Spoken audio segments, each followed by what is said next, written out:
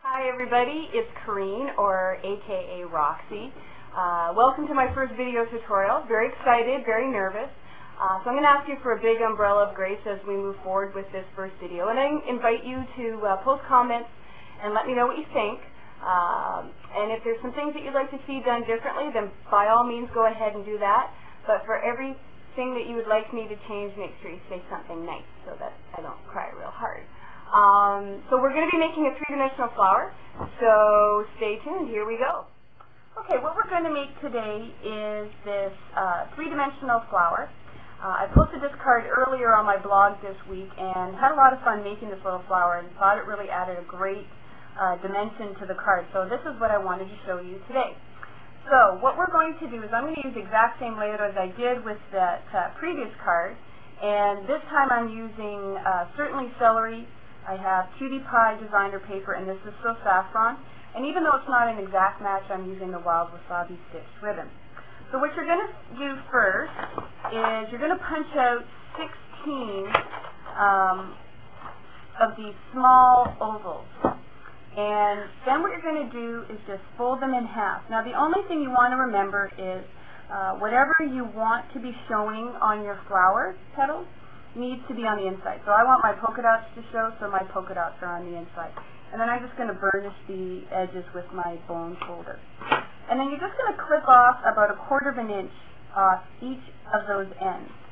And for this flower, we're going to use 16 of the mini ovals, so I've gone ahead and made those ahead of time. And now what we're going to do is we're going to start now to put the flower together. And I've already marked with a pencil kind of where halfway is between here and here, just to keep the flower centered on my card.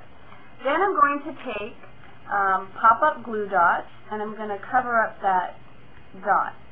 And it's not going to show through, so don't worry about that. And I'm going to use 3, because what we're going to do is create like a glue wall here that these petals are going to push into.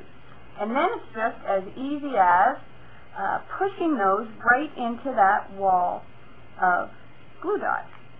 And then you're just going to go ahead and keep pushing those in all the way around that glue dot. And these are going to go pretty close together because you got 16 and you want that flower to look nice and full.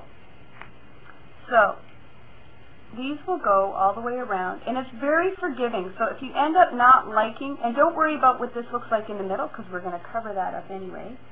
And then you're just going to go all the way around. So I'm not going to bore you by watching me put in 16 of these. You get the idea of how the flower petal is and the flower is beginning to take shape. So I'm going to show you what it looks like when they're all onto our pushed into our glue dot. Okay, so I've now gone ahead and pushed in all 16 of the ovals around the flower, and it's like I said, you can go ahead and reposition them however you like.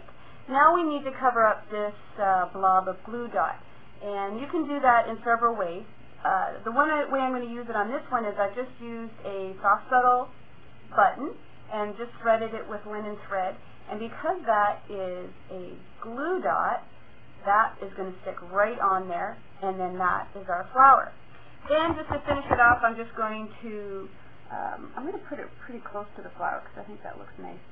Just do the From the Heart with Old Olive, and then it's done. So I hope you enjoyed our first tutorial.